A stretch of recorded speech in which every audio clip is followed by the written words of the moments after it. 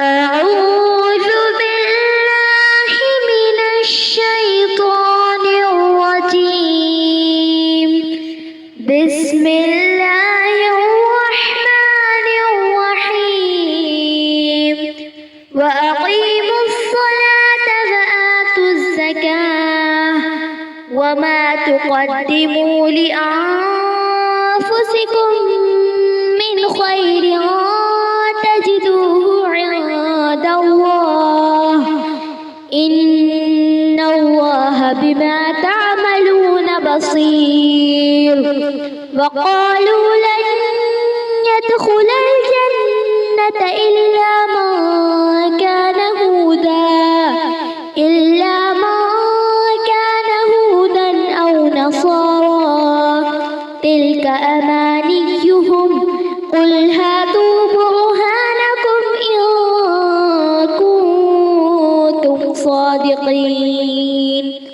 بلى من أسلم وجهه لله وهو محسن فله أجره عند ربه ولا خوف عليهم ولا هم يحزنون. وقالت اليهود ليست النصارى على شيء وقالت النصارى ليست اليهود على شيء وهم يتلون الكتاب كذلك قال الذين لا يعلمون مثل قولهم فالله يحكم بينهم يوم القيامة فيما كانوا فيه يختلفون. ومن أظلم ممن منع مساجد الله أن يذكر فيها اسمه وسعى في خرابها أولئك ما كان لهم أن يدخلوها إلا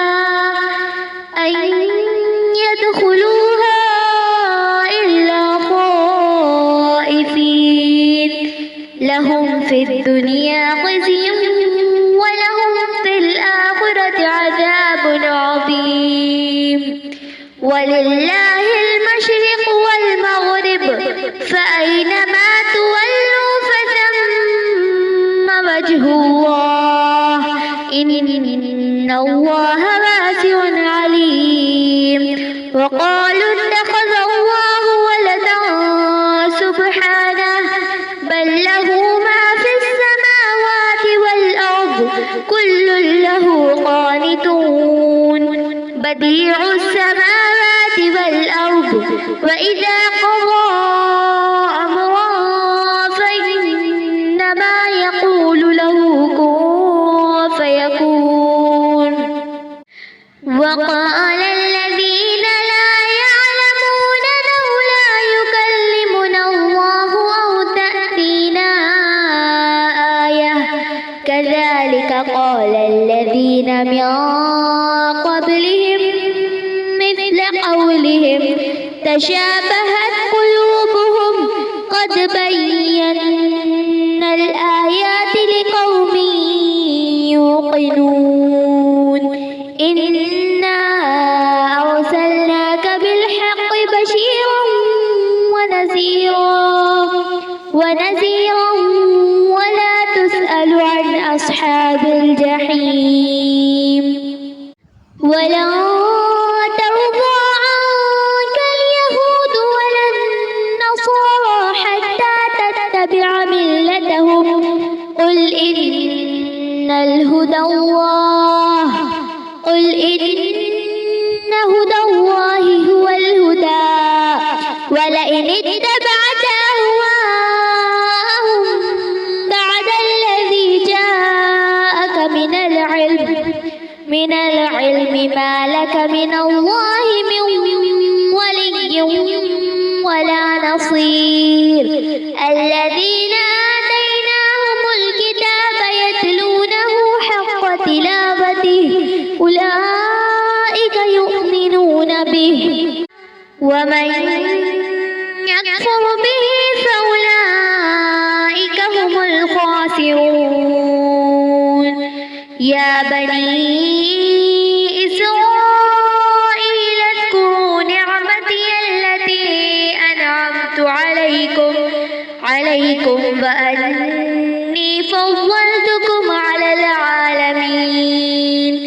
واتقوا يوما لا تجزي نفس عن نفس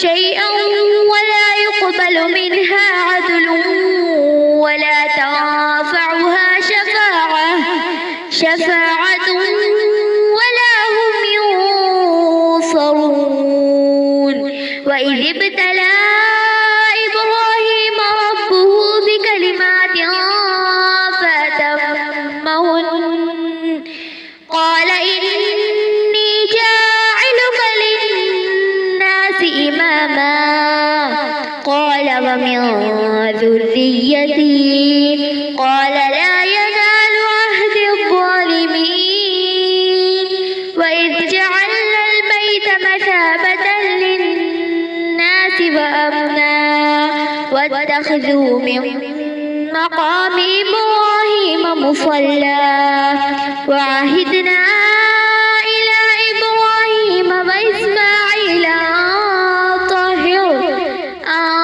طهر بيتي للطائفين والعاكفين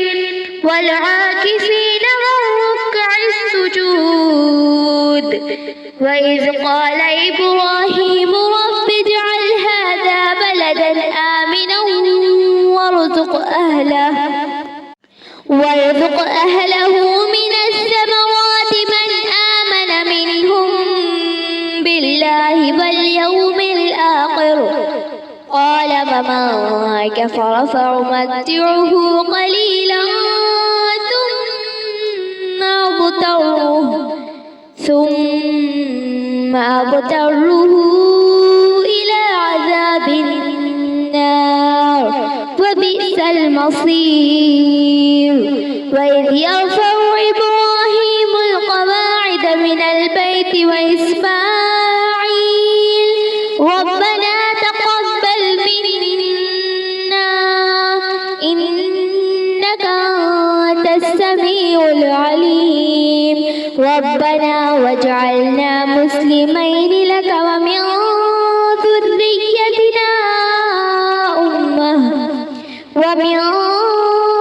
ذريتنا أمة مسلمة لك وأرنا مناسكنا وتب علينا إنك أنت التواب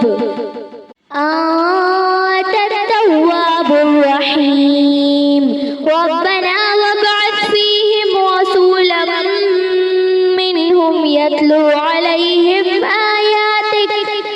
آياتك ويعلمهم الكتاب والحكمة ويزكيهم إنك أنت العزيز الحكيم ومن يرغب عن ملة إبراهيم إلا من سفه نفسه ولقد اصطفيناه في الدنيا وإنه في الآخرة لمن الصالحين إذ قال له ربه أسلم قال أسلمت لرب العالمين ووصى بها إبراهيم بنيه ويعقوب يا بني إن الله اصطفى لكم الدين فلا تموتن إلا وأنتم مسلمون أم كنتم شهداء إذ حضر يعقوب الموت إذ قال لبنيه ما تعبدون من بعدي قالوا نعبد إلهك وإله آبائك إبراهيم وإسماعيل وإسحاق إلها واحدا ونحن له مسلمون تلك أمة قد خلت لها ما كسبت وعليها ما اكتسبت ولكم ما كسبتم ولا تسألون عما كانوا يعملون وقالوا كونوا هودا أو نصارى تهتدوا بل ملة إبراهيم حنيفا وما كان من المشركين قولوا آمنا بالله وما أنزل إلينا وما أنزل إلى إبراهيم وإسماعيل وإسحاق ويعقوب والأسباط وما أوتي موسى وعيسى وما أوتي النبيون من ربهم لا نفرق بين أحد منهم ونحن له مسلمون فإن آمنوا بمثل ما آمنتم به فقد اهتدوا وإن تولوا فإنما هم في شقاق فسيكفيكهم الله وهو السميع العليم صبغة الله ومن أحسن من الله صبغة ونحن له عابدون قل أتحاجوننا في الله وهو ربنا وربكم ولنا أعمالنا ولكم أعمالكم ونحن له مخلصون أم تقولون إن إبراهيم وإسماعيل وإسحاق ويعقوب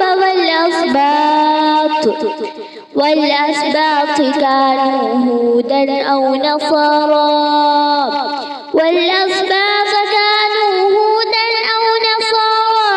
أأنتم أعلم أم الله ومن أظلم ممن كتم شهادة عنده من الله وما الله بغافل عما تعملون تلك أمة قد خلت لها ما كسبت ولكم ما كسبتم ولا تسألون عما كانوا يعملون صدق الله العظيم.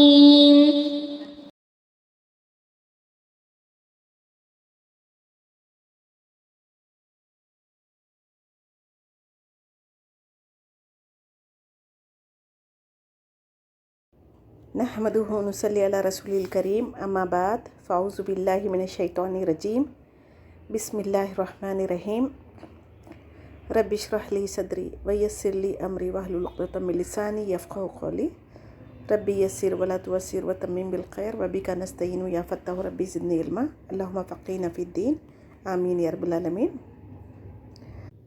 سورہ البقرہ آیت 110 to 141 کریں گے انشاءاللہ. بسم اللہ الرحمن الرحیم. آیت 110 میں واقیموا الصلاۃ وآتوا الزکاۃ، اس میں کیا فرما رہا ہے اللہ سبحانہ تعالیٰ؟ نماز کو قائم کرو اور زکوٰۃ ادا کرتے رہا کرو. جو کچھ ہم نیکی اور بھلائی کے کام کریں گے اس کا اجر آخرت میں ضرور پائیں گے. اللہ سے کچھ بھی چھپا ہوا نہیں ہے نا. اللہ تعالیٰ نہ کسی کے ساتھ ظلم کرنے والا ہے. زکوٰۃ اور صدقات دینے سے مال میں کمی نہیں ہوتی، بلکہ آخرت میں ہماری نیتوں کے مطابق اس کا اجر عظیم ملے گا.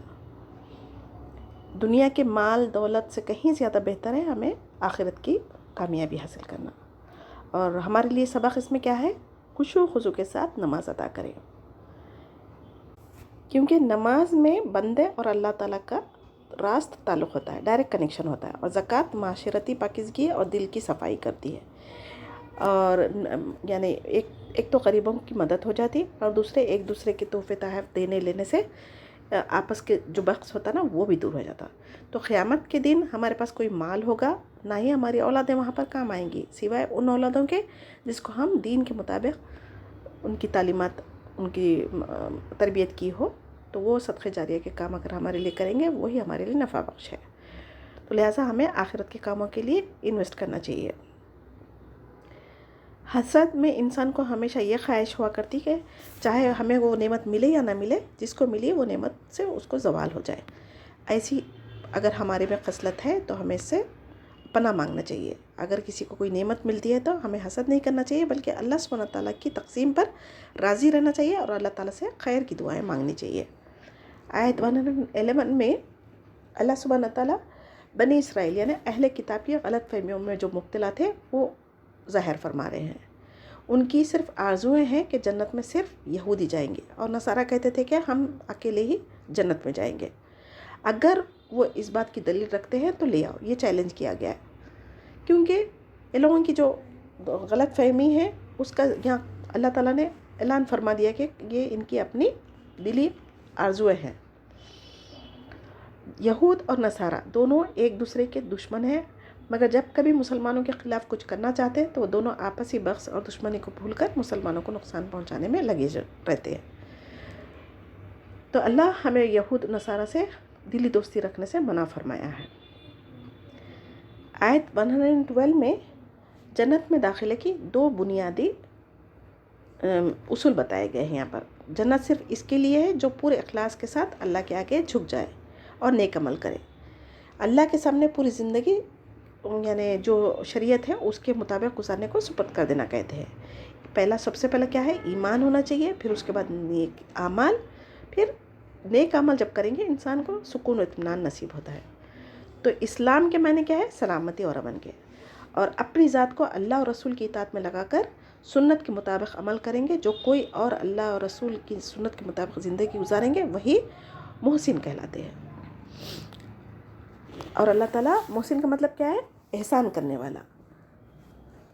सुन्नत के मुताबिक जो भी अल्लाह ताला की शरीयत है उसके मुताबिक ज़िंदगी गुजारना और अपने हर मामलों में अल्लाह ताला के अहकामात की पाबंदी करना ज़रूरी है। आयत 113 में यहूद कहते थे कि नसरानी हक़ पर नहीं है और नसारा कहते थे कि यहूदी हक़ पर नहीं है, हालांकि ये लोग तौरात पढ़ते थे जिसमें हज़रत मूसा अलैहिस्सलाम की ज़बान से हज़रत ईसा अलैहिस्सलाम की तस्दीक मौजूद थी। हसद और ज़िद इंसान को हक़ से दूर कर देती है। असल मयार अमल है, दावा नहीं है। ये लोग क्या करते थे, नबी करीम सल्लल्लाहु अलैहि वसल्लम को भी साबी कहा करते थे, बेदीन कहा करते थे। लेकिन अगर कुरान समझ कर पढ़ेंगे तो कुरान की तालीमात को गौर फ़िक्र करेंगे, उसमें तदब्बुर करेंगे तो हक़ बातिल और बिदअतों में फ़र्क कैसे करना है हमें इल्म हो जाएगा। इसीलिए तो शैतान नहीं चाहता कि हम कुरान को सीखें, इसीलिए शैतान तरह तरह के रुकावटें डालता है, हमें मुश्किल करके दिखाता है। क़यामत के दिन अल्लाह सुब्हानहू तआला सबके इख्तिलाफ़ात का फ़ैसला कर देगा, वहाँ अमल की कोई गुंजाइश नहीं रहेगी। तो यही ज़िंदगी है जहाँ पर हम अपने आमाल बेहतर करके आखिरत का तोशा तैयार कर सकते हैं। अगर हम गफलत की ज़िंदगी से बाहर आएंगे तो आखिरत में ज़रूर कामयाबी हासिल कर सकेंगे। आयत 114 में देखें, जालिमों के भी बहुत तरीक़े हैं। इस आयत में सबसे बड़ा जालिम उन लोगों को कहा गया है जो मस्जिदों में अल्लाह का जिक्र करने से रोकते हैं। इसकी दो तफसीरें की गई है।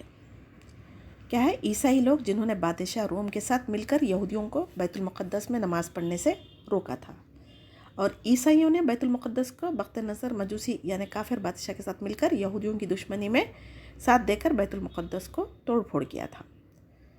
और दूसरी तफसीर हाफिज़ इब्न कसीर से, इससे मुशरिकीन मक्का मुराद लिए हैं जिन्होंने आप सल्लल्लाहु अलैहि वसल्लम को और आपके सहाबा इकराम रज़ी अल्लाह तआला अन्हु को मक्का से निकलने पर मजबूर किया, जिसका मकसद मुसलमानों को खाने काबा में इबादत करने से रोकना था। तो सुलह हुदैबिया के मौके पर भी आप सल्लल्लाहु अलैहि वसल्लम और सहाबा को उम्रा करने से रोक दिया था। तो ज़माना जाहिलियत में भी खाने काबा में इबादत करने से रोकने की इजाज़त और रिवायत नहीं थी, चाहे उनका बाप का कातिल ही क्यों ना हो। फिर भी उन लोगों ने क्या किया था, आप सल्लल्लाहु अलैहि वसल्लम को रोक दिया था। तो आज हमारे भी मुसलमान माशरों में कई ऐसी मस्जिदें हो गई, वहाबी की नमाज मस्जिदों में नमाज जायज़ नहीं है, अहले हदीस की मस्जिद अलग है। तो ये मस्जिदों को अलग करना, एक दूसरे की मस्जिदों से रोकना, ये यहूद व नसारा की आदतें हैं, इससे हमें बचना चाहिए। मस्जिदों की इमारतों को तोड़े या नुकसान पहुंचाए, बल्कि इनमें फ़िरक़ा परस्ती की वजह से एक दूसरे को इबादत करने और अल्लाह के ज़िक्र करने से रोकना, ये मस्जिदों को बर्बाद करने के ज़मन में आता है। जबकि अल्लाह ताला मुसलमानों के लिए सारी ज़मीन पाक रखी है। नमाज जहाँ चाहे पाक साफ़ ज़मीन अगर हो तो वहाँ पढ़ी जा सकती है। हमें ज़रूरी नहीं है कि किसी एक इमारत के अंदर मस्जिद के नाम से बनाई जाए वहीं पर हमारी नमाज अदा करना है। जैसे दूसरे मज़ाहिब में उनके लिए इबादत के ख़ास घर थे, वैसा हमारे लिए नहीं है। जहाँ कहीं ज़मीन पाक है वहाँ पर हम नमाज अदा कर सकते हैं। आज हम मुसलमानों ने भी मस्जिदें तो बहुत ही खूबसूरत बना ली है, लेकिन उसमें नमाज और ज़िक्र करने वाले बहुत ही कम लोग होते हैं। और अगर कोई नमाज ज़िक्र के लिए मस्जिदों में आना भी चाहे तो फ़िरक़ा परस्ती की वजह से उन्हें दाखिल होने से एक मुसलमान ही दूसरे मुसलमान को रोकता है। ऐसे लोगों के लिए भी इस आयत में वईद है। उनके लिए दुनिया में भी रुसवाई है और आखिरत में भी बहुत बड़ा अजाब है। लिहाजा हमें इससे बचना चाहिए। अपने महलों की मस्जिदों को साफ़ सुथरा रखें और हर एक को इबादत करने के लिए इजाज़त आम रखनी चाहिए। आयत 115 में देखें, मशरिक़ और मग़रिब का मालिक सिर्फ अल्लाह सुब्हान तआला है। तुम जिधर भी मुँह करो उधर ही अल्लाह का चेहरा है। इस आयत का शान नुज़ूल क्या है? इसकी 2 तफसीरें की गई। क़िबला सिर्फ नज़्म ज़ब्त क़ायम रखने के लिए मुक़र्रर किया गया है। एक दफ़ा साहबा करम रज़ी अल्लाह तआला अन्हुम रात के वक्त किसी मंजिल पर उतरे थे और अंधेरा होने की वजह से जिसको जिस तरफ गुमान हुआ फजर की नमाज अदा की और अपनी अपनी निशानी रख ली थी। जब सुबह हुई तो पता चला कि सबकी नमाज़ें मुख्तलिफ़ रुख में अदा हुई, लेकिन आप सल्लल्लाहु अलैहि वसल्लम ने किसी को भी नमाज दोबारा पढ़ने का हुक्म नहीं दिया था। और दूसरा शान नुज़ूल क्या है? हिजरत के बाद मुसलमान बैतुल मक़दस की तरफ रुख करके नमाज पढ़ा करते थे। जब क़िबला तहवील करने का हुक्म हुआ तो यहूदियों ने तरह तरह की बातें करना शुरू कर दी, तो तब उसके जवाब में यह आयत नाज़िल हुई। यानी आयतों का शान नुज़ूल कुछ भी हो सकता, लेकिन उसके चंद असबाब जमा जब हो जाते ना, तब अल्लाह ताला ने उन सब के ताल्लुक़ से एक हुक्म ही आयत में नाजिल फरमा देता। तो आयतों का शान नुज़ूल भी मुख्तलिफ़ रिवायत में मुख्तलिफ़ मिल सकते, उसमें हमें कन्फ्यूज़न नहीं होना चाहिए। मशरिक़ और मग़रिब का मालिक अल्लाह ही है। अगर गलती से क़िबला नामालूम होने की वजह से नमाज अगर अदा करे तो अल्लाह ताला उसे कबूल फरमाएगा। हाँ, अगर कोई जानबूझकर अल्लाह की नाफरमानी करने सरकशी की नीयत से अगर करेंगे तो ज़रूर उसको अजाब होगा। फ़र्ज़ नमाज में हमें क़िबला रुख करके ही नमाज शुरू करनी चाहिए। उसके बाद आपकी सवारी का रुख जिस तरफ चाहे बदल जाए, कोई गुनाह नहीं है। ये किसके लिए है? जो हवाई जहाज़ के सफ़र करते, ट्रेन का, बस का सफ़र करते, जिसकी यानी चलाने की मतलब क्या बोलना चाहिए, सवारी चलाने वाला कोई और होता ना, वो ड्राइवर के ऊपर रहता और रूट के ऊपर रहता, तो वो हमारी बस की बात नहीं होती। अगर अलबत्ता नवाफिल के लिए अगर आप नमाज़ पढ़ें तो क़िबले रुख होना शर्त नहीं है। अल्लाह सुब्हान तआला अर्श पर है, लेकिन उसका इल्म इतना वसी है कि दुनिया के हर कोने में क्या हो रहा है उसका इल्म रखता है। ये अल्लाह सुब्हान तआला की सिफ़ात है। आयत 116 में यहूद हज़रत उज़ैर अलैहिस्सलाम को अल्लाह का बेटा कहते थे और नसारा हज़रत ईसा अलैहिस्सलाम को अल्लाह का बेटा कहते थे। अल्लाह ताला इन दोनों कौमों का जवाब इस आयत में दिया है। अल्लाह सुब्हान तआला की कोई औलाद नहीं है, बल्कि वो इन चीज़ों से पाक है। ज़मीन व आसमान की तमाम मखलूक अल्लाह की मिल्कियत है और हर एक ज़र्रा अल्लाह ताला की फरमाबरदारी में लगा हुआ है। तो मुशरिकीन मक्का फ़रिश्तों को अल्लाह ताला की बेटियां करार देते थे, जबकि वो ख़ुद के लिए बेटियों को बुरा मानते थे और बेटों की ख्वाहिश करते थे। अल्लाह सुब्हान तआला सारी कायनात का खालिक है, मालिक है, और उसको किसी बेटे की क्या ज़रूरत है? वो रहमान और रहीम है। इसकी वजह से किसी को भी इस गुनाह पर पकड़ता नहीं, वरना फ़ौरन अल्लाह ताला चाहा तो कुन कहने से सारी दुनिया तबाह हो सकती थी। तो अल्लाह सुब्हान तआला का शरीक ठहराना अल्लाह सुब्हान तआला को गाली देना है, नाउज़ बिल्लाह। आयत 117 में बदियुस समावाती वल अर्ज़, यानी किसी नमूने के बग़ैर जिस अल्लाह ने पहली मरतबा आसमान और ज़मीन का पैदा किया, उसको क्या ज़रूरत है किसी के यानी औलाद होने की उसको, और उसका इरादा करना, कुन कहना काफ़ी है। वो मालिक है, खालिक है, सब उसकी फरमाबरदारी में अपनी ड्यूटी अंजाम दे रहे हैं ना।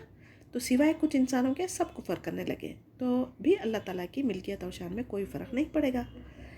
अल्लाह सुब्हान तआला अकेला है, उसका कोई शरीक नहीं है, इस पर हमारा ईमान होना चाहिए। आयत 118 में देखें, इस आयत में क़यामत तक आने वाले जो आसमानी किताबों का इल्म नहीं रखते उन्हें ला यालमून, बेइल्म कहा गया है, जबकि उनमें बड़े बड़े शायर मौजूद थे। यानी दुनियावी इल्म तो था, लेकिन آخرت کے بارے میں جو اللہ تعالیٰ کی کتابیں ہیں، شریعت ہے، اس کا علم انہیں نہیں تھا ہم لیکن سمجھنا نہیں چاہتے تھے. تو آیت میں اصل مخاطب تو مشرکین مکہ ہے جو کہتے تھے کہ اللہ تعالیٰ ہم سے خود کلام کیوں نہیں کرتا، یا ہمارے پاس کوئی نشانیاں کیوں نہیں آتی. تو پچھلی قوم جو تھی نا، یہود و نصارہ، انہوں نے بھی ایسے ہی کہا تھا، جس کو دیکھ کر ہم مسلمان ہو جاتے. یعنی ان کو جتنے معجزے اللہ تعالیٰ کے دیے گئے وہ کافی نہیں ہے مسلمان ہونے کے لیے. اللہ تعالیٰ خود ان سے اگر کلام کر بھی لیتا تب بھی یہ لوگ ایمان لانے والے نہیں تھے. یہ بہت ہی سرکش قوم تھی. مشرکین عرب جو تھے نا، کفر کی وجہ سے، عناد کی وجہ سے، تکبر کی وجہ سے، سرکشی میں اپنے سے پہلے لوگوں کی مشابہت اختیار کر لیے تھے. اور جیسا کہ ان کو باپ دادا ان کے یعنی ان کے راستے پر چلنے کی وصیت کر کے گئے تھے نا، اسی طریقے سے گمراہی کا راستہ اختیار کرے ہوئے تھے.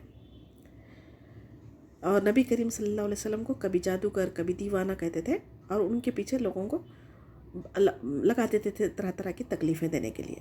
جس کے دل میں ایمان ہے ان کے لیے اپنی ذات میں خود کے اطراف اتنی نشانیاں رکھ دی گئی کہ جو عقل رکھتے نا، وہ اپنے جسم میں اپنے اطراف کی چیزوں پر غور و فکر کریں گے نا تو اللہ کو پہچان جاتا. اللہ سبحانہ تعالیٰ اگر نہ دیتا، ہمیں سوچنے کی صلاحیت نہیں دیتا، بولنے کی صلاحیت نہیں دیتا، سننے کی صلاحیت نہیں دیتا، تو آج ہم کہاں سے حق بات سمجھ سکتے تھے. تو اس پر بھی ہمیں اللہ کا شکر ادا کرنا چاہیے. آیت 119 میں اللہ تعالیٰ فرما رہے ہیں، آپ صلی اللہ علیہ وسلم کو تسلی دیتے ہوئے فرما رہے ہیں کہ آپ کو ہم نے صرف حق یعنی قرآن دے کر، جس میں جنت کی خوشخبری ہے اور جہنم سے ڈرانے والے کلمات ہیں، یعنی حق دے کر بھیجا ہے نا. تو آپ کا کام ہے صرف اللہ تعالیٰ کا پیغام پہنچا دینا. اب ہدایت دینا اللہ کے ہاتھ میں. اگر جس کی نیت ہوگی اللہ تعالیٰ کی ہدایت حاصل کرنا تو اللہ تعالیٰ کے راستے پہ کوشش کرے گا اور اللہ تعالیٰ سے دعائیں کرے گا تو اس کو اللہ تعالیٰ ضرور ہدایت دے گا. ہدایت کی ذمہ داری کسی پر بھی نہیں ہوتی. داعی دین کی ذمہ داری کیا ہوتی؟ قرآن حدیث کی باتیں لوگوں کو بتا دے، اور اس کے بعد ہدایت اللہ کی ذمہ داری ہے، ہم پر نہیں ہے. اگر آپ بھی اگر دین کا کوئی کام کر رہے ہیں، دین کی خدمت کر رہے ہیں، تو آپ کا کام ہے صرف حق بات لوگوں تک پہنچا دینا. اب اس کے باوجود اگر لوگ آپ کو تانے دے رہے ہیں، آپ کی بات نہیں سن رہے، تو اس کا اجر آپ کو اللہ کے پاس ملنے والا ہے. تو ہمیں یہاں پر تسلی دی گئی ہے. نبی کریم صلی اللہ علیہ وسلم کے بعد کوئی اور نبی آنے والے نہیں ہے نا، تو قیامت تک ہماری جو ذمہ داری ہے وہ ادا کرتے رہیں، چاہے آگے والا ہدایت پر آئے یا نہ آئے، آپ کی جو ذمہ داری ہے پوری کرنی چاہیے. آیت 120، یہود و نصارہ ہرگز آپ سے راضی نہیں ہوں گے. یہ کس سے راضی نہیں ہوں گے؟ قرآن اور آپ صلی اللہ علیہ وسلم. جب تک آپ صلی اللہ علیہ وسلم ان کے دین کی اتباع نہ کرے. آپ صلی اللہ علیہ وسلم کو حکم دیا گیا کہ اللہ کی ہدایت ہی اصل ہدایت ہے. اگر آپ کے پاس علم آنے کے باوجود پھر ان کی خواہشوں کے مطابق تحریف شدہ کتابوں پر عمل کرو گے تو اللہ سبحانہ تعالیٰ کے پاس آپ کا کوئی مددگار دوست نہیں ہوگا. یہ مخاطب تو محمد صلی اللہ علیہ وسلم کو کیا گیا، دراصل یہ امت محمدیہ یعنی ہمیں تعلیم دی جا رہی ہے. یہ وعید ہے قرآن آ جانے کے بعد. اگر ہم لوگوں کی خواہش کو پوری کرنے کے لیے بدعت، گمراہی، رسم و رواج اور ان کی جیسے یعنی ان کے جو طریقے ہیں اس کو اگر اپنا لیے ہم رسم و رواج اختیار کر کے، اللہ کو راضی نہیں کر سکتے، بلکہ اللہ کا غضب ہم پر ہوگا. اس سے بچنا ضروری ہے. اور اگر چاہے لوگ آپ کو تنہا چھوڑ کیوں نہ دے، آپ کو اللہ سے ڈرنا ہے، اللہ کی شریعت پر عمل کرنا ہے، اللہ کے سنت جو طریقے بتائے گئے اسی پر عمل کرنے میں کامیابی ہے. اور آج کل ہم یہود نصارہ کی اندھی تقلید کرتے چلے جا رہے ہیں.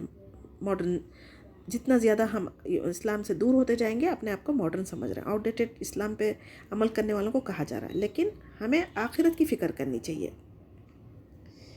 آیت 121 میں جنہیں ہم نے کتاب دی وہ اسے حق کے ساتھ پڑھتے ہیں. اس سے یہودی مراد ہے جو ایمان والے تھے، جیسے عبداللہ بن سلام رضی اللہ تعالیٰ عنہ، جن کو بھی اللہ نے اسلام قبول کرنے کی توفیق دی. ان کی تعریف ان آیت میں فرمائی گئی ہے.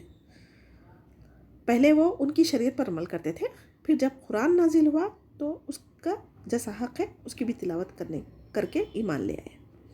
اہل کتاب میں سے جو بھی قرآن و حدیث پر ایمان لائے، آپ صلی اللہ علیہ وسلم کی رسالت پر ایمان لائے، وہ کامیاب ہے. اور جو ایمان نہیں لائے گا، چاہے وہ پچھلی شریعت پر چلنے والا ہی کیوں نہ ہوگا، وہ جہنم میں جائے گا. کیونکہ اب دنیا میں دیکھیں کوئی ایک سلیبس ہے جو اولڈ ایڈیشن ہے، اس کو ریویو کیا جاتا، تو آپ ایگزام آپ اولڈ سے دیں گے یا نیو سے دیں گے. اولڈ سے دیں گے تو ضرور آپ فیل ہو جائیں گے، نیو سے دیں گے تبھی تو آپ کامیاب ہوں گے. اسی طریقے سے نیو ایڈیشن کیا ہے؟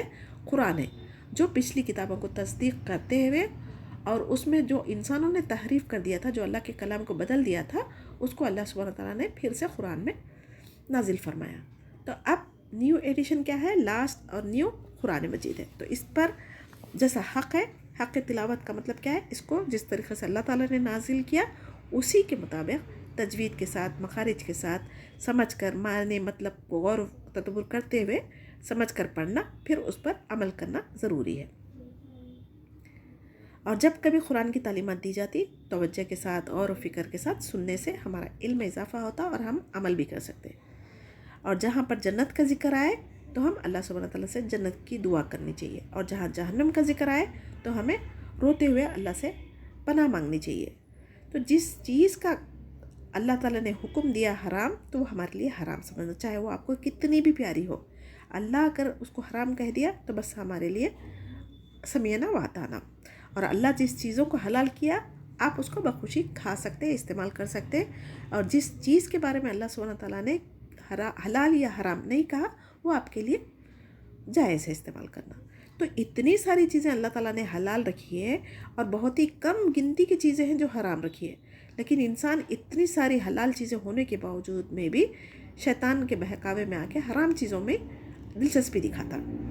تو اللہ تعالیٰ ہمیں دین کی سمجھ عطا کرے اور دین کا علم حاصل کرنے کے بعد اس پر استقامت کے ساتھ عمل کرنے والا بھی بنائے.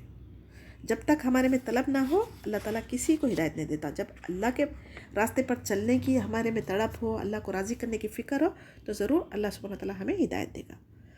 آیت 122 کی تفسیر دیکھیں. یہاں پر اے اولاد یعقوب یعنی بنی اسرائیل کو مخاطب کیا جا رہا. یعقوب علیہ السلام جو نبی تھے ان کی اولاد کو بنی اسرائیل کہا جاتا ہے.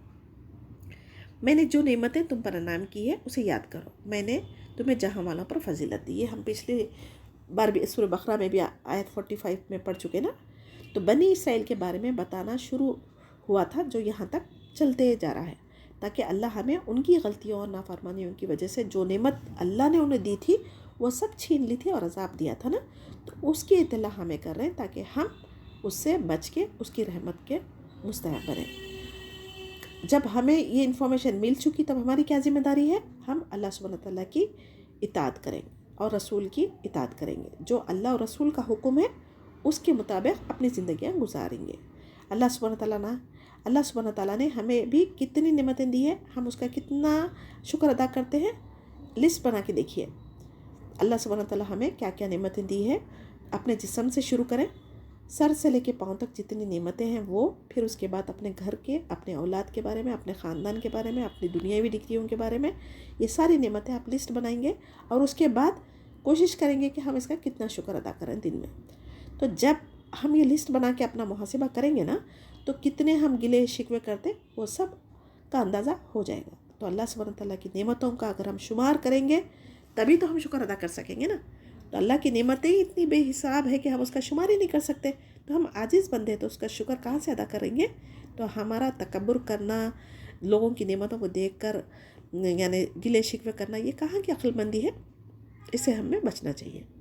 آیت 123 میں دیکھیں، قیامت کے دن سے اس آیت میں ڈرایا گیا ہے.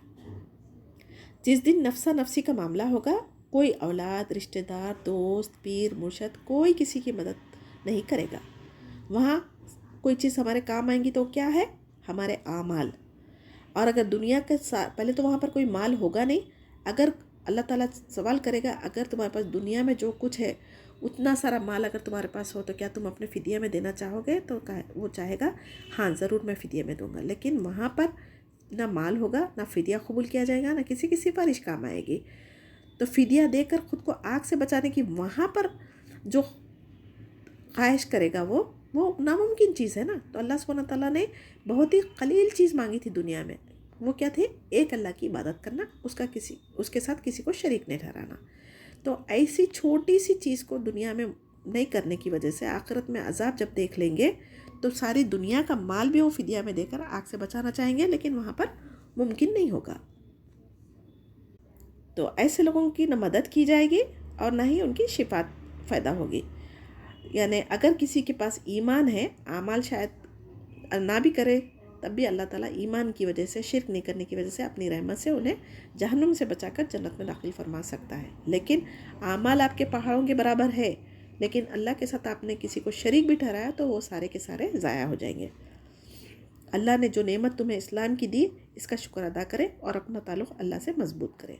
क़यामत के दिन की ज़िल्लत और रुसवाई से बचना है तो हम अल्लाह की इताअत करना ज़रूरी है।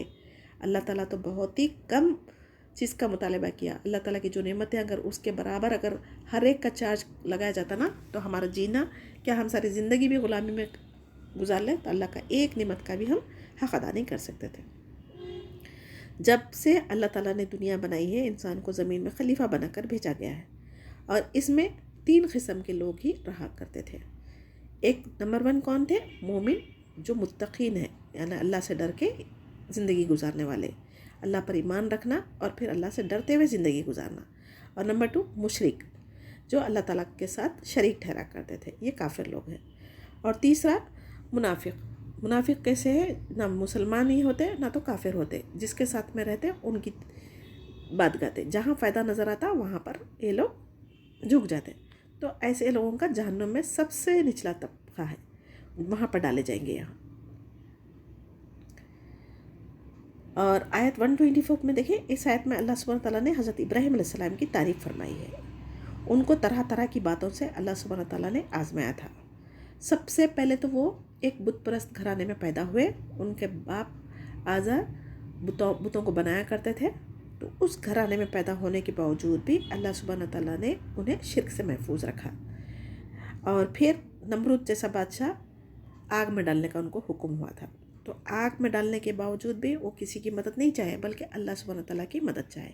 तो अल्लाह सुब्हानहू तआला उस आग में भी उनको सुकून से रखा। फिर उसके बाद हिजरत की। फिर जब उनको पहले तो औलाद थी नहीं, जब बुढ़ापे में औलाद हुई तो बेटे को ज़ुबा करने का, इस्माइल अलैहिस्सलाम को ज़ुबा करने का हुक्म दिया गया। तो जो चीज़ें अल्लाह ताला उनको आज़माने के लिए की थी वो सब में पूरे उतरे। उसके बाद अल्लाह ताला ने उनको खलील का लक़ब अता किया।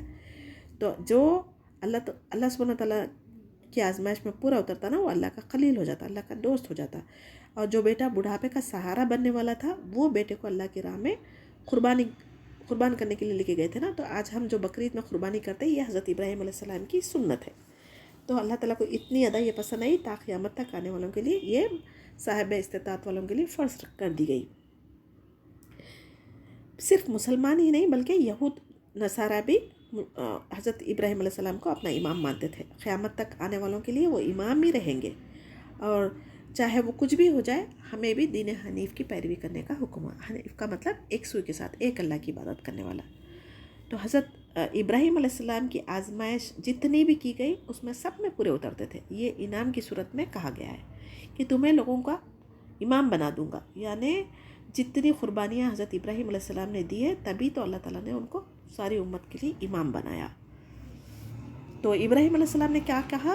और मेरी औलाद को, यानी देखिए उनकी फ़िक्र क्या थी, अपनी औलाद की भी फ़िक्र थी। तो अल्लाह ताला ने फरमाया, मेरा वादा ज़ालिमों से नहीं है।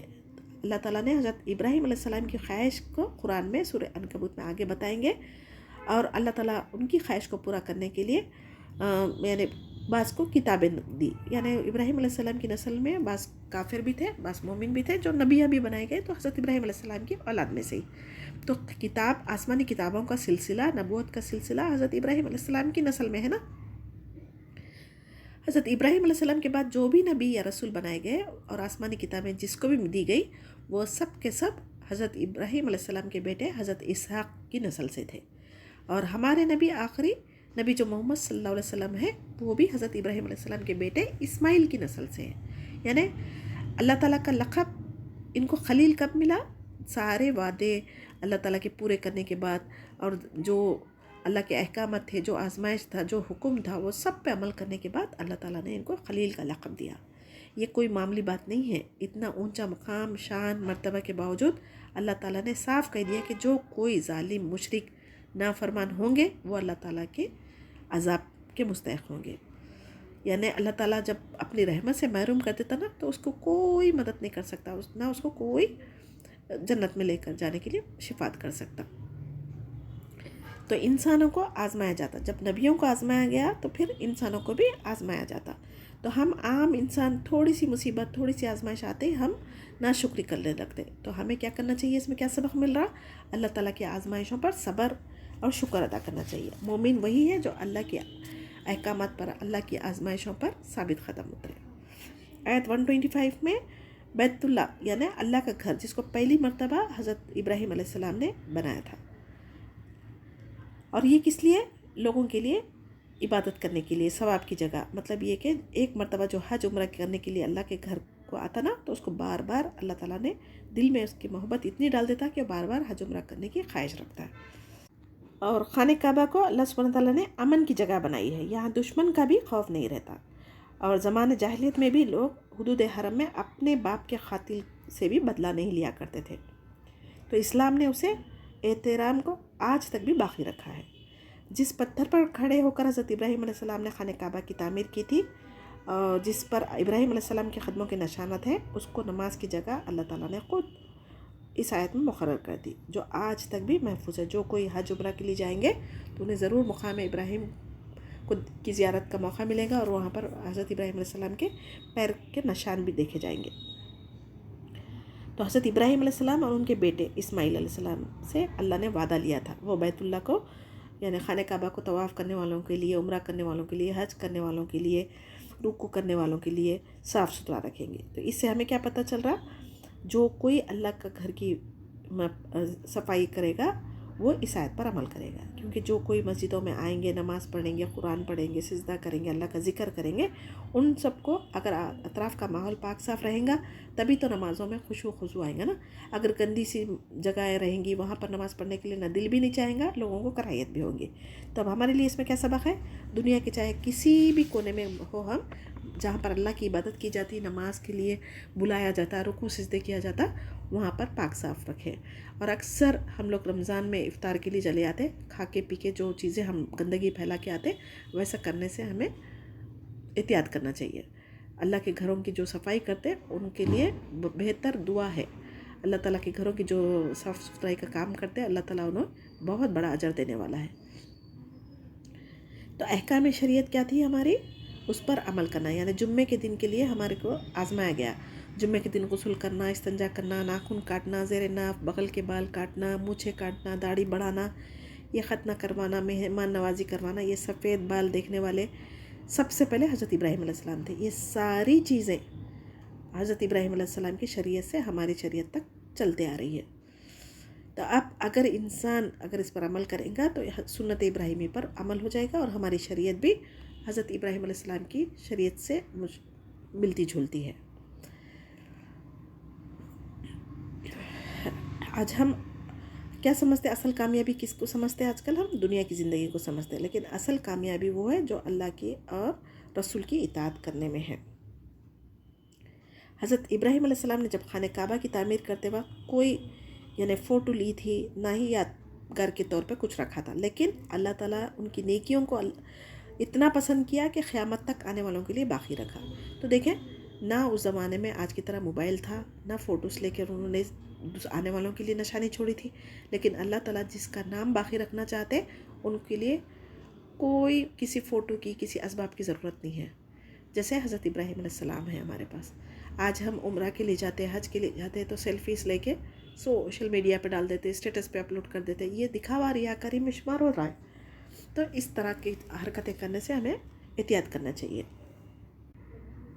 آیت 126 میں حضرت ابراہیم علیہ السلام نے کہا، اے اللہ اس جگہ کو امن والا شہر بنا دے، اور یہاں کے رہنے والوں کو جو اللہ تعالیٰ اور قیامت کے دن پر ایمان رکھتے ہیں پھلوں کی روزیاں عطا کر.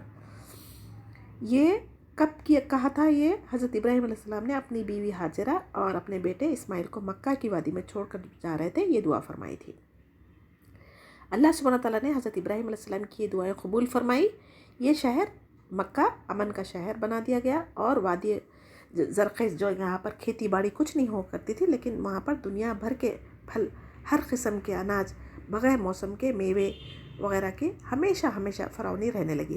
آج تو زمانہ ترقی کر چکا، ایک ملک سے دوسرے ملک سامان بھیجنا آسان ہو گیا، لیکن جس زمانے میں یہ سہولتیں نہیں تھی تب بھی وہاں پر طرح طرح کے میوے موجود ہوا کرتے تھے. تو یہ حضرت ابراہیم علیہ السلام کی دعا کا نتیجہ ہے.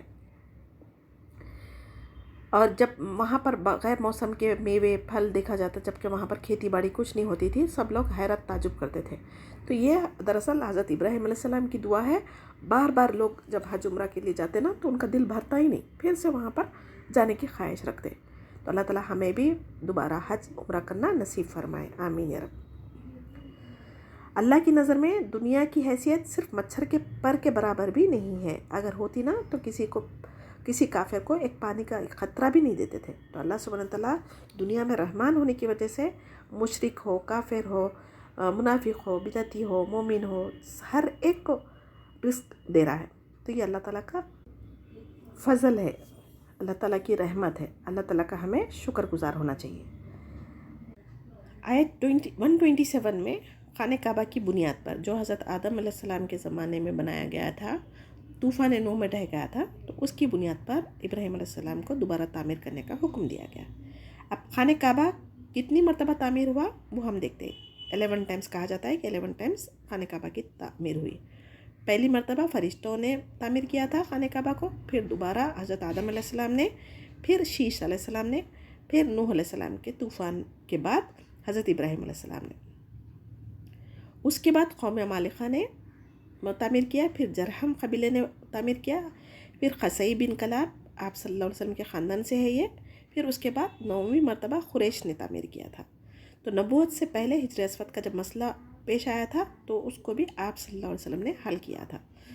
تو اور نمبر 10 آپ صلی اللہ علیہ وسلم کے بعد عبداللہ بن زبیر رضی اللہ تعالیٰ عنہ، اور 11 ٹائم حجاج بن یوسف نے خانہ کعبہ کی تعمیر کی.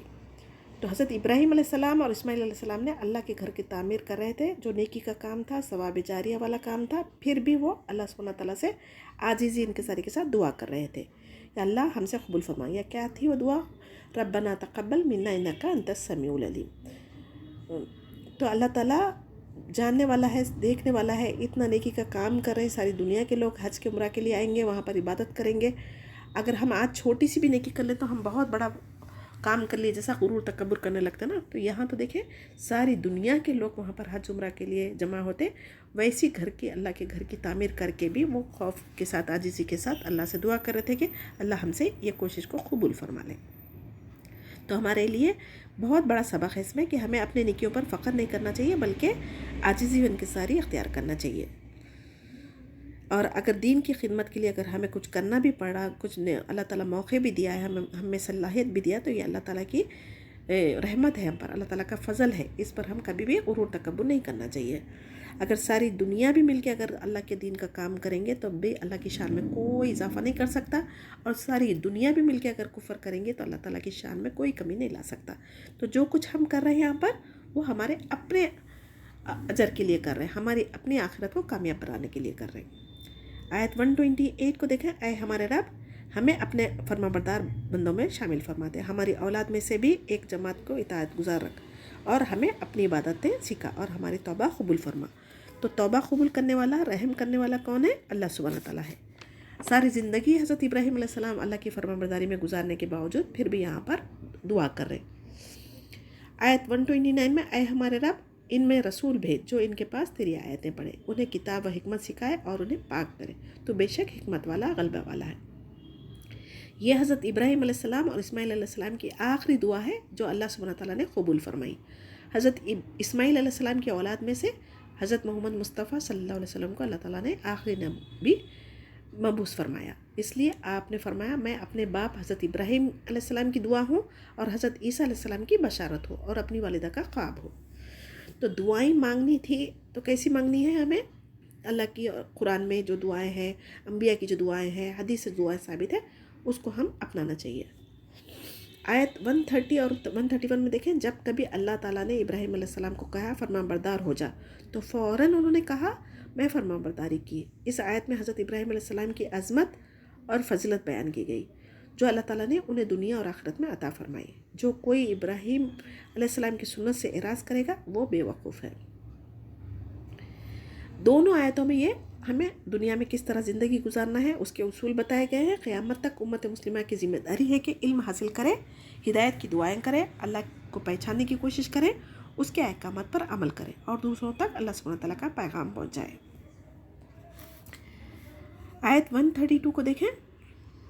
حضرت ابراہیم علیہ السلام و حضرت یعقوب علیہ السلام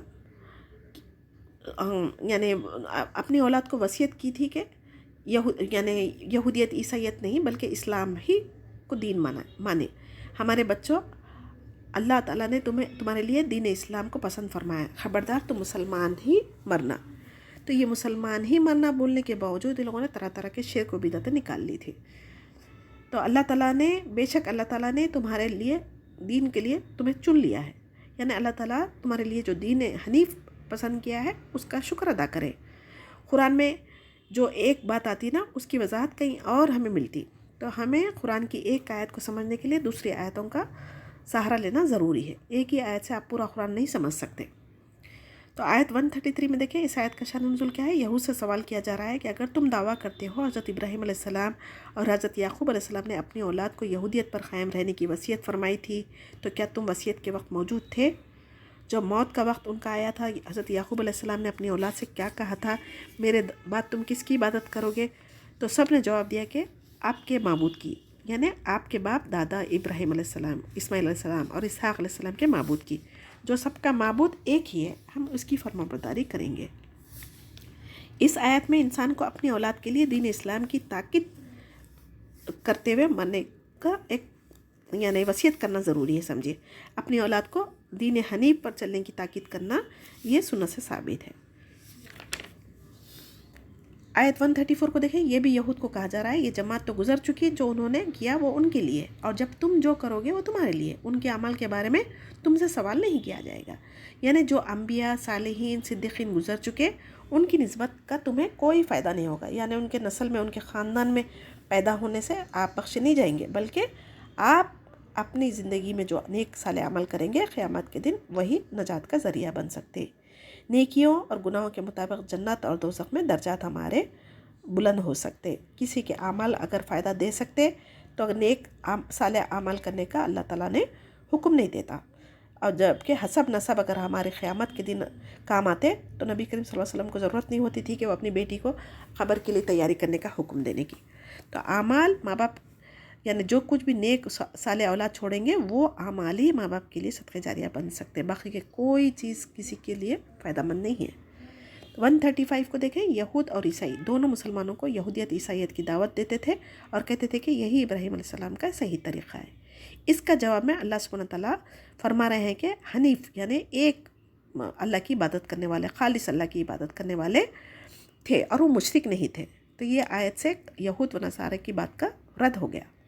وہ نمرود کی آگ سے ڈرے اور نہ ہی اولاد کی محبت میں بھٹکے، جبکہ یہود اور نصارہ دونوں میں شرک عام ہے۔ آیت 136 کو دیکھیں، اس آیت میں تمام مسلمانوں کو اللہ تعالیٰ مخاطب فرما کے کہہ رہا ہے یعنی اور ایمان کا معیار کیسا ہونا چاہیے وہ بتایا گیا ہے۔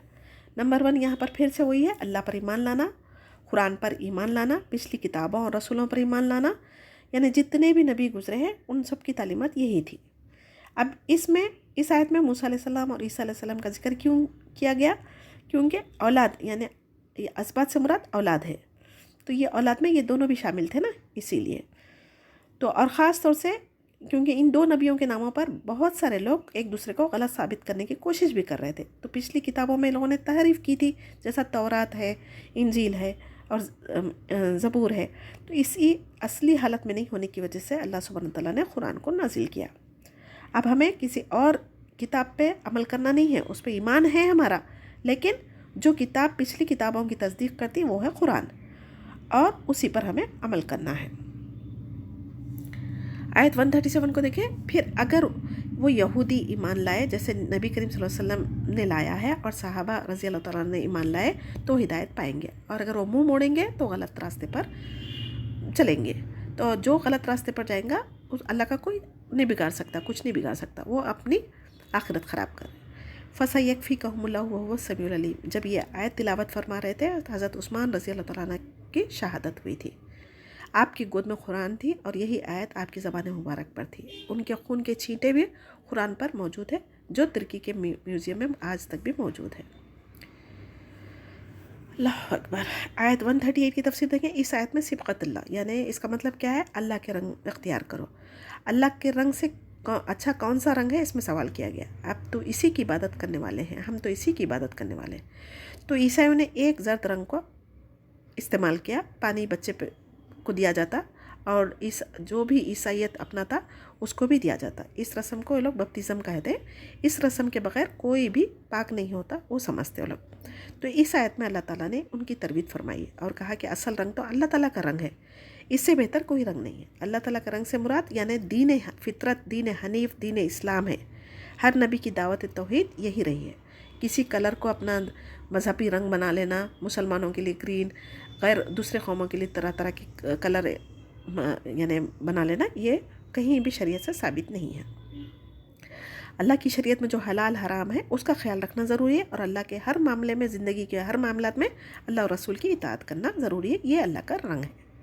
139 میں دیکھیں, آپ صلی اللہ علیہ وسلم سے مخاطب فرما رہے ہیں اللہ تعالیٰ, کہہ دیجئے کہ اللہ کے بارے میں جو جھگڑتے ہو, جو ہمارا اور تمہارا رب ہے, ہم ایک اللہ کی عبادت کریں اور کسی کو اس کا شریک نہ ٹھہرائیں. یعنی رب تو ایک ہی ہے, خالق تو ایک ہی ہے, مالک تو ایک ہی ہے, ہم سب کو اسی کی عبادت کرنا ہے. تو اس کے بارے میں کیوں ہم جھگڑا کر رہے ہیں؟ اور صرف اللہ تعالیٰ کے لیے مخلص ہو کے ہم اللہ کی بات ماننا چاہیے. ہمارا عمل ہمارے ساتھ اور تمہارا عمل تمہارے ساتھ. تو مخلص کے معنی کیا ہے؟ خالص عمل اللہ کے لیے کرنا, ریاکاری سے بچنا, دکھاوے, غرور, تکبر سے بچنا ضروری ہے. اخلاص اللہ تعالیٰ اور بندے کے درمیان ہونا چاہیے, نیکیوں کو چھپانا چاہیے, ریاکاری سے بچنا چاہیے. تو ریاکاری کے 3 علامتیں کیا ہیں یہ بتا دوں میں. جب انسان اکیلا ہوتا تو عبادت میں تھک جاتا ہے اور جلدی جلدی عبادت کر کے فارغ ہو جاتا ہے. جب کسی کو سامنے دیکھتا تو نماز میں خضوع یا آرام سے اس کو سنوار کے پڑھنے کی کوشش کرتا ہے. تو یہ ریاکاری ہو گئی. اور جب اس کی تعریف کی جائے تو زیادہ ایکٹیو ہو کے بتاتا ہے, اور جب اس کی تعریف نہیں کی جائے تو خاموشی اختیار کر لیتا ہے. اور نیکی کرنا آسان ہے مگر اخلاص پیدا کرنا مشکل ہے. جس طرح ہم اپنے گناہوں کو لوگوں سے چھپانا چاہتے ہیں نا, اسی طرح ہمیں نیکیوں کو بھی پوشیدہ رکھنا چاہیے تاکہ قیامت والے دن اس کا اجر ہمیں بہتر سے بہترین ملے. آیت 140 میں دیکھیں, تم کہتے ہو کہ حضرت ابراہیم علیہ السلام اور اسماعیل علیہ السلام اور اسحاق علیہ السلام, یعقوب علیہ السلام اور ان کی اولاد یہودی یا نصرانی تھے. کہہ دو کہ تم زیادہ جانتے ہو یا اللہ تعالیٰ زیادہ جانتا ہے. یہود نصارہ دونوں کی کتابوں میں آپ صلی اللہ علیہ وسلم کی نشانیاں موجود ہیں, اس کے باوجود شہادت دینے کے اس کو لوگوں نے چھپایا. یہ سب سے بڑا ظلم تھا. اس آیت میں اللہ تعالیٰ ان کی نفی فرما رہے ہیں کہ حضرت ابراہیم علیہ السلام سے لے کر عیسیٰ علیہ السلام کوئی بھی یہود یا نصارہ نہیں تھے, بلکہ سب دین حنیف پر قائم تھے. یعنی سب کی دعوت توحید کی دعوت تھی.